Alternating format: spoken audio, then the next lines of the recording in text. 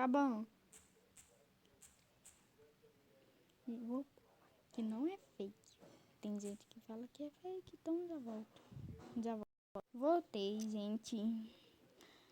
Eu tava guardando a louça pra minha mãe. Então, vou provar que não é fake. Tem gente falando que vocês têm que vir nos 3 pontinhos. E vem aqui em informações da conta. Aí vocês vão colocar os usuários. Que vou copiar.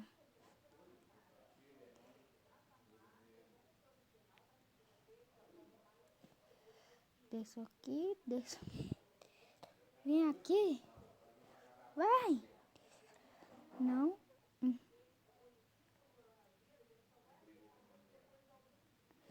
Copiar. Vou adicionar e-mail.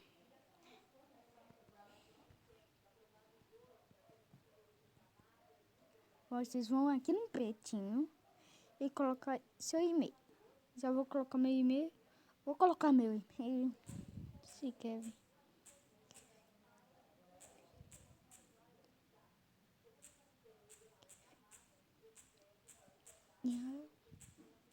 @gmail.com. Vocês têm que ir no preto. Aí vocês vão vir e adicionar e-mail.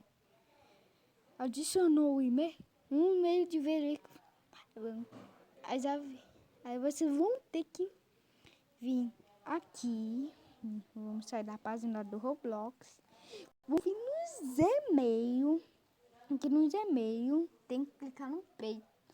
Verificar e-mail, colocar seu e-mail. Isso vai a senha da sua conta. Vamos lá. Pesquisa no e-mail. Vamos estar aqui. Vamos estar aqui. Autorização da conta do Roblox. Vocês têm que ir no... vão estar aqui no Rap. No Rap. Você tem que ir no Rap. Aí você vai ter que ir lá. Tem que vir. Quando terminar de ler, vocês têm que ir nesse botão aqui. Clicou nele. Verificar e-mail sozinho. Um botão sozinho. Vamos clicar em verificar e-mail e seleciona a plataforma. O navegador quer dizer. Escola. Aí, tá carregando, pronto. Só isso. Não precisa de tanto escândalo assim. Então, esse foi o vídeo. Deixa o like, se inscreve.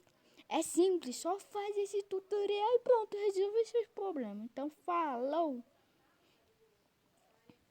Galera. Então, falou, tchau. Dá like, se inscreve e compartilha. Então, falou. Espero que tenha ajudado vocês.